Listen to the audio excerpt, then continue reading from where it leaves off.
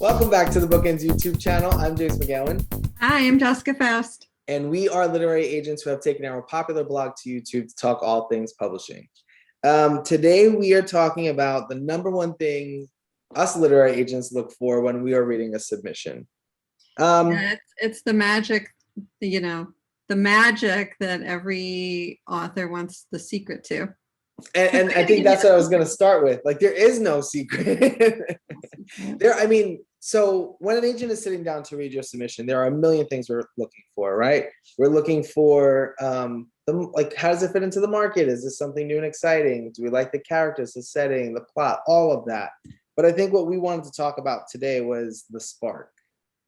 Yeah, and I think the spark does include all of that. And I think what's interesting is for most literary agents, we don't analyze it as much as I think writers think we do. That we do want the plot and the characters and all of those things, but for me, the real magic is that when I forget about all those things and just lose myself in the book.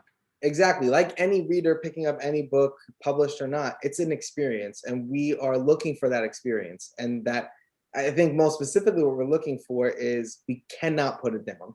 Cannot. We want that sort of giddy excitement that we get anytime we get this book that we really want to offer on, that we have to work on this. We really want to read this and finish reading this and talk to the author and tell them everything we love about it. And that's not really, it's not quantifiable. Like, we all have manuscript wish lists. We all have things that we're looking for. And on paper, that book can be every single thing, but it doesn't mean that we have that spark.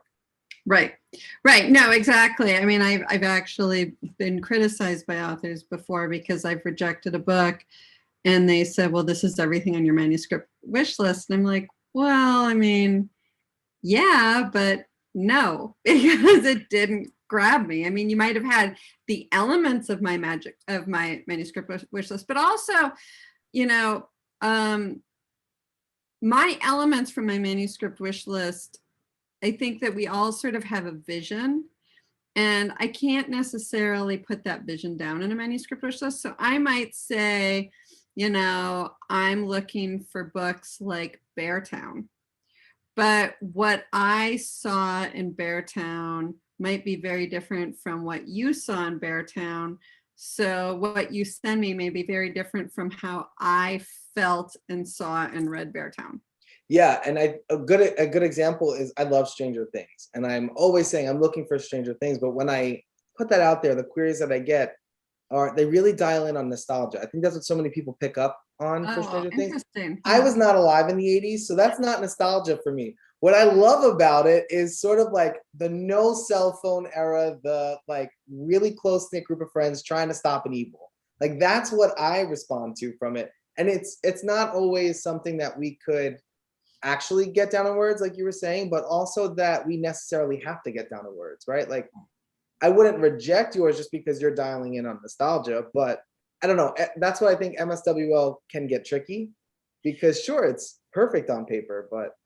Well, it's funny too, because we both have this issue. By the way, do you know how many people, when you said I was not alive in the 80s, just like threw their pencil in the air and made some sort of curse and had to resettle themselves because I stopped thinking for a while, but I'm back. It's okay, everybody, I'm back. The video paused. There's a whole lot of what the hell does he know? But anyway, I think My Sister the Serial Killer is a prime example. Such a good example. All the time that I probably get a submission that's comped. I probably get more than one a week. That's comped. I get like one a day.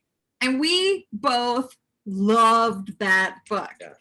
But what I get are a lot of serial killer books. And to me, My Sister the Serial Killer was not at all a serial killer book. I mean, yes, it's in the title, but that to me is not at all what that book is. And it's not at all what I'm looking for when I say that I'm looking for something like that book.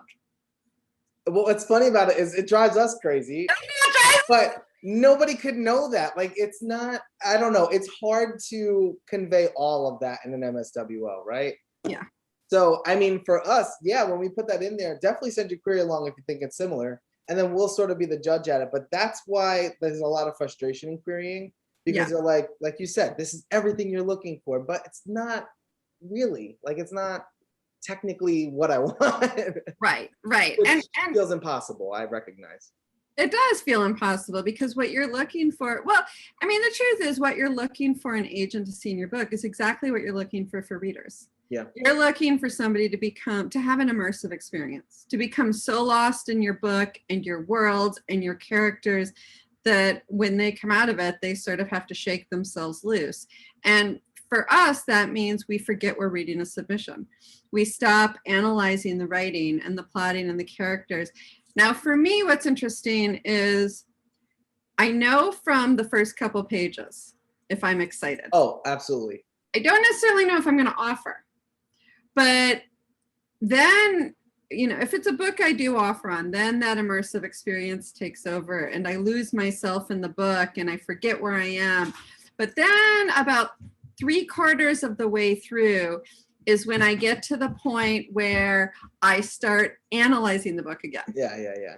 Because your mind shifts to that market. Yes. And so now I'm thinking, how can I sell this book? And what kind of revisions does this book need? And what more can I do with this book? And then I know I'm hooked. Then I know I'm not walking away because I have fully analyzed this book and I am all in. And sometimes I will even open a document and start writing my revision letter. Yeah. Then I know I'm all in. Yeah, well, and we mentioned, like, it's frustrating, right, for a querying author to see your MSWL send it and like, well, I'm not quite. But I think one of the ways that we can, like, help combat that, especially in the querying, is to know that your query letter is supposed to invite us into the book. And then your book does the work from there, like Jessica was saying. Your book is supposed to take us on that trip. And your book is gonna do that, whether it's whether it's exactly what we're looking for or it's not. Like, if it's a good book, it's gonna do that. Your query letter is just supposed to get us to read the book. Like, your query letter is persuasive. You want us to want to read that book. Yep. So I feel like getting caught up in all the little intricacies of MSWL and this is perfect for you, that can actually hinder you. Yeah. Because you might start rearranging your query for an agent and just sort of like hodgepodging the parts in there that they want when it really wouldn't work. That didn't make any sense. It did.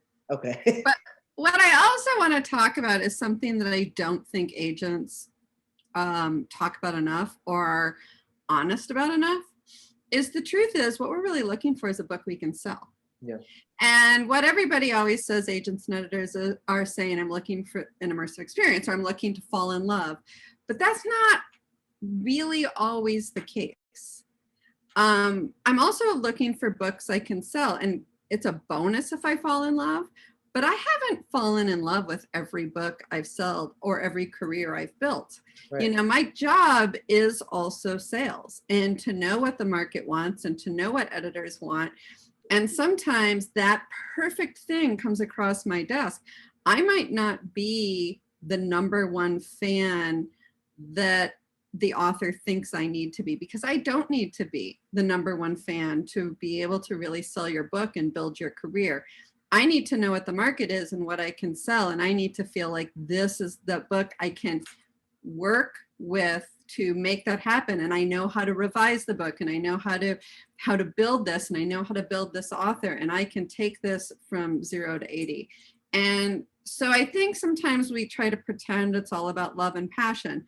But I mean, I can passionately love a book just because I can sell it. I was gonna say, I could passionately love a book if it makes me money. So exactly. And I think that, you know, sometimes we try to deny that part of the business because we think it should all be about love and art and my baby. And no, it's not. I mean, our goal is to, you know, our goal in building a career is to make you as the author enough money that you can quit the day job. Right. And we can't, you know, just falling in love with a book doesn't always make that happen. Yeah, and that's a discussion. It could be a whole other video about, like, that's what publishing is built on, really. The fact that all of us workers love books, but to a certain point, it's still a business. So, It But is. I think that's one thing that you can take with you when you are querying is to just not make it so personal. Like you cannot predict everything. The best thing you can do, the only thing you can control is a great query letter and you're a great book. And then from there, it's really out of your hands. Listen, I just saw a deal the other day for a book I passed on. Yeah.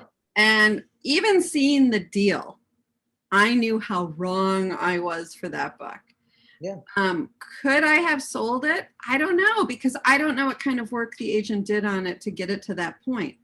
But at the end of the day, I knew I wasn't the right agent for it. And frankly, I just didn't want to try. I Yeah. have 10 other books in my box that excite me a little bit more, that feel better for me as a business person. And the best thing you could have ever done for that book was pass on it. And I know Yeah. it doesn't feel like that when you're on the receiving end, but the best thing an agent can do when they're not right for that book is just let you go somewhere else. Right. And this author clearly found the right agent and the right publisher, and they're going to have great success. And I didn't need to be part of it. Exactly. So this was a hodgepodge of a video. Like I so know. many I different don't even topics. know where we started or where we went, but we had a lot of fun. Well, that was the #1 thing that agents are looking for in a submission. We Yeah. want that spark. And hopefully there's some tips in there about how you can sort of manage your mindset when you're querying and getting those rejections that you thought the agent was perfect for you. We hope it was helpful. Don't forget to like and subscribe, and we'll see you back here next time.